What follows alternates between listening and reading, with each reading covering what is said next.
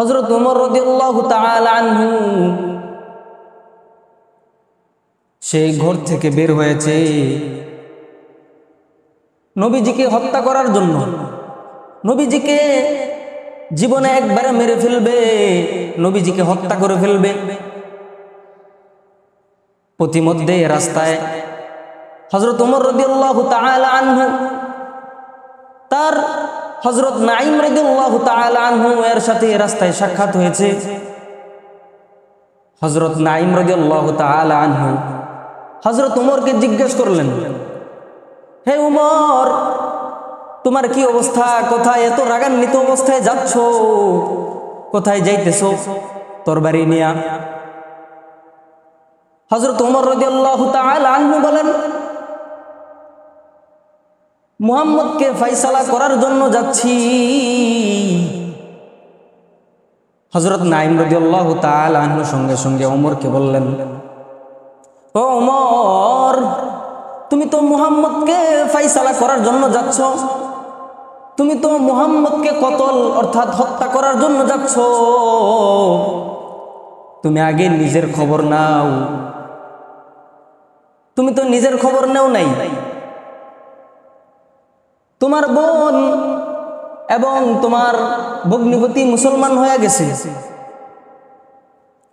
হযরত ওমর রাদিয়াল্লাহু তাআলা আনহুর মেজাজ বড় গরম হয়ে গেছে।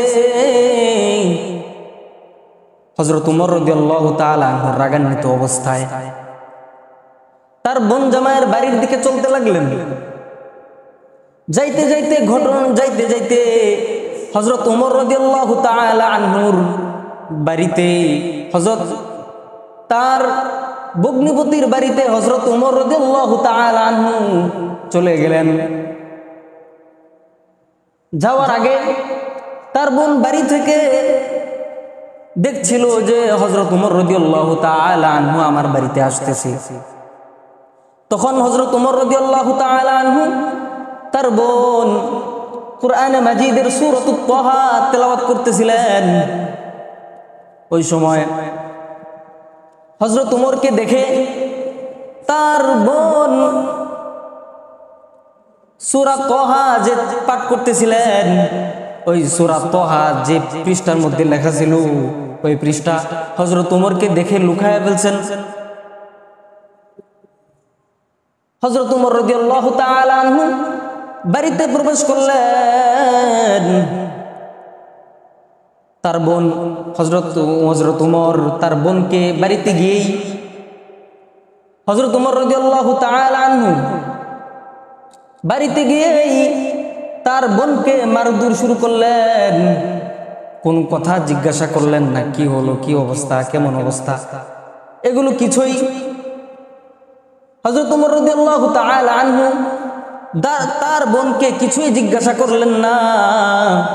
কোনো কথাবার্তা ছাড়াই, ভালো মন্দ জিজ্ঞাসা করা ছাড়াই হযরত ওমর রাদিয়াল্লাহু তাআলা আনহু তার বোনকে মারধর শুরু করে দিলেন। মারতে মারতে অনেক মার শুরু করলেন। এক পর্যায়ে তার ভগ্নিপতিকেও মার শুরু করলেন। তার বোন আসছে তার ভগ্নিপতিকে মার থেকে রক্ষা করার জন্য। হযরত ওমর রাদিয়াল্লাহু তাআলা আনহু তার বোনকেও মার শুরু করলেন। এক পর্যায়ে মারতে মারতে বেহুশ করে ফেললো তার বোনকে, তার ভগ্নিপতিকে। তার বোন বলতেছে, আমাকে জীবনে মেরে ফেলো, তবু আমি এই মুহাম্মদের ধর্ম, আল্লাহ মুহাম্মদের ধর্ম আমি কখনো ত্যাগ করতে পারবো না। আমাকে যদি জীবনেও মেরে ফেলো, তবু আমি এই মুহাম্মদের ধর্ম ত্যাগ করব না। তুমি যাই করো আর না করো, আমি এই মুহাম্মদের ধর্ম ছাড়তে পারবো না। তখন হযরত ওমর রাদিয়াল্লাহু তাআলা আনহু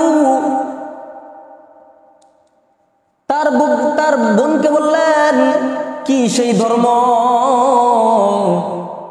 এত দামি কি সেই ধর্ম, যে ধর্মে তুমি এত শান্তিতে আসো, যেই ধর্মের দিকে তুমি দীক্ষিত হয়েছো, যেই ধর্মে তুমি অবস্থান করছো, কি সেই ধর্ম? আমাকে সেই পৃষ্ঠাটা দেখাও যেই তেলাওয়াতটা তুমি করতেছিলে। হযরত ওমর রাদিয়াল্লাহু তাআলা আনহু যখন তার বোনকে এই কথা বলতেছেন যে কি সেই ধর্মের একটা তেলাওয়াত বা একটা পৃষ্ঠা, কি সেই জিনিস তুমি পাঠ করতেছো, আমাকে একটু ধরতে দাও, আমাকে একটু পাঠ করতে দাও। হযরত ওমর রাদিয়াল্লাহু তাআলা আনহুর বোন হযরত ওমর রাদিয়াল্লাহু তাআলা আনহুকে বলতেছে, তুমি এই পৃষ্ঠা ধরতে পারবা না, কেননা তুমি মুসলমান না, তোমার তো এই পৃষ্ঠায় ধরার অনুমতি নাই, তুমি এই পৃষ্ঠায় ধরতে পারবা না। তখন ওই মুহূর্তে হযরত ওমর রাদিয়াল্লাহু তাআলা আনহু আস্তে আস্তে তার বোনের সাথে কথাবার্তা বলে আস্তে আস্তে নবীর দরবারের দিকে রওনা হচ্ছেন। নিয়ত করেছেন আমি এখন কালেমা পড়ব, তার ভিতরে ইসলামের দরদ, ইসলামের মায়া তার ভিতরে চলে আসছে। ইসলামের প্রতি হযরত ওমর রাদিয়াল্লাহু তাআলা আনহু আকৃষ্ট হয়ে নবীজির দরবারের দিকে যাচ্ছেন। হাতে কিন্তু তলোয়ার কিন্তু বোনের বাড়িতে রেখে যান নাই, হাতের মধ্যে তলোয়ার ছিল। ওই তলোয়ার হাতে নিয়েই নবীজির দরবারের দিকে রওনা হয়ে গেলেন। সকল সাহাবী একসাথে বসা, মসজিদে নববীর মধ্যে যায়া হযরত ওমর রাদিয়াল্লাহু তাআলা আনহু হাতে টোকা দিলেন, দরজায় নক করলেন। নক করার পরে সাহাবীদের মধ্যে বিভিন্ন কথা শুরু হয়ে গেল, বিভিন্ন কথাবার্তা চলতেছে যে এই সময় আমাদের দরজার মধ্যে আইসা কে এরকম আঘাত করলো। সাহাবায়ে কেরাম চিন্তার মধ্যে পড়ে গেলেন, অনেক চিন্তা করতেছেন এই মুহূর্তে আমাদের দরজায় এসে কে আঘাত করলো। চিন্তা বড় চিন্তিত হয়ে একজন আরেকজনকে বলতেছেন, হয়তো ওমর আসছে, ওমর আইসা হয়তো দরজার মধ্যে আঘাত করছে। তখন সাহাবায়ে কেরাম একটা আতঙ্কিত হয়ে গেলেন, সাহাবায়ে কেরাম ভীত সংস্ত অবস্থা হয়ে গেলেন, তাদের ভীততা তাদের ভিতরে ঢুকে গেল।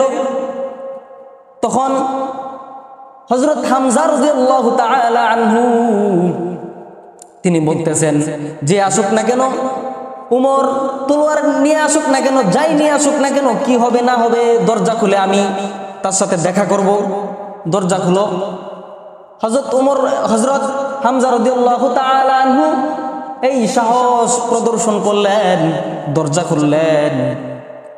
দরজা খোলার পরে তলোয়ার হাতে নিয়ে হযরত ওমর রাদিয়াল্লাহু তাআলা আনহু মসজিদে নববীর মধ্যে প্রবেশ করলেন। মসজিদে নববীর মধ্যে প্রবেশ করার পরে তখন রাসূল সাল্লাল্লাহু আলাইহি ওয়াসাল্লাম ভিতরে বসা। ওই সময় হযরত ওমর রাদিয়াল্লাহু তাআলা আনহু নবীজির সামনে সুন্দর হয়ে বসলেন, তরবারি হাত থেকে নিচে রাখলেন, ফ্লোরে রাখলেন, নিচে রাখলেন। হযরত ওমর রাদিয়াল্লাহু তাআলা আনহু তখন রাসূল সাল্লাল্লাহু আলাইহি ওয়াসাল্লামকে এই ঘটনা শোনালেন যে এরকম আমি তো আপনাকে হত্যার উদ্দেশ্যে বের হয়েছিলাম, আমি তো আপনাকে হত্যা করার ইচ্ছা করেছিলাম, কিন্তু আমি এরকম বোনের বাড়ির মধ্যে আইসা বোনকে মারধর করি, বোন জামাইকে মারধর করি, ভগ্নিপতিকে মারধর করি। তখন বোন যখন ভগ্নিপতিকে রক্ষা করতে আছে, তখন আমি আমার বোনকেও মারতে মারতে বেহুশ করে ফেলি। তখন রাসূল সাল্লাল্লাহু আলাইহি ওয়াসাল্লাম এই কথাগুলো শুনলেন। এরপরে হযরত ওমর রাদিয়াল্লাহু তাআলা আনহু রাসূল সাল্লাল্লাহু আলাইহি ওয়াসাল্লামকে বললেন, ওইখানে যখন আমার বোন সূরা তাহা তেলাওয়াত করতেছিল, আমি সেই তেলাওয়াত বারবার তার কাছ থেকে শুনতে চাইতেছিলাম। তখন আমি এক পর্যায়ে সে যেই পৃষ্ঠার মধ্যে সূরা তাহা লিখিত ছিল, লেখা ছিল, সেই সূরা তাহা যখন আমি ধরতে চাইছিলাম পৃষ্ঠার মধ্যে, তখন আমার বোন আমাকে বলছে, তুমি এই পৃষ্ঠার মধ্যে ধরতে পারবা না, তোমার অনুমতি নাই, তুমি ধরতে পারবা না, তোমার অনুমতি নাই। তখন হযরত ওমর রাদিয়াল্লাহু তাআলা আনহু বোনকে বললেন, আমাকে কি ধরতে দিবা না? হযরত ওমর রাদিয়াল্লাহু তাআলা আনহু এই কথা বলার পরে বোন বলল, না না, তুমি ধরতে পারবা না, কারণ তুমি মুসলমান না, তোমার কালিমা পড়তে হবে, এরপরে এই পৃষ্ঠার মধ্যে ধরতে হবে। হযরত ওমর রাদিয়াল্লাহু তাআলা আনহু রাসূল সাল্লাল্লাহু আলাইহি ওয়াসাল্লামকে এই ঘটনা শোনালেন। হযরত ওমর রাদিয়াল্লাহু তাআলা আনহু তখন রাসূল সাল্লাল্লাহু আলাইহি ওয়াসাল্লামকে বললেন, আমাকে আপনি কালিমা পড়ায় দেন, মুসলমান বানায় দেন। সুবহানাল্লাহ, সুবহানাল্লাহ। তখন হযরত ওমর রাদিয়াল্লাহু তাআলা আনহু রাসূল সাল্লাল্লাহু আলাইহি ওয়াসাল্লামকে রাসূল সাল্লাল্লাহু আলাইহি ওয়াসাল্লামের কাছে বায়াত গ্রহণ করলেন, মুসলমান হয়ে গেলেন। আল্লাহু আকবার, আল্লাহু আকবার। এখন হযরত ওমর রাদিয়াল্লাহু তাআলা আনহু ইসলাম গ্রহণ করে ফেলছেন। সাহাবায়ে কেরাম সকলেই আনন্দিত, সকলেই খুশিতে অনেক সুন্দরময় দৃশ্য তাদের মধ্যে দেখা যাচ্ছিল।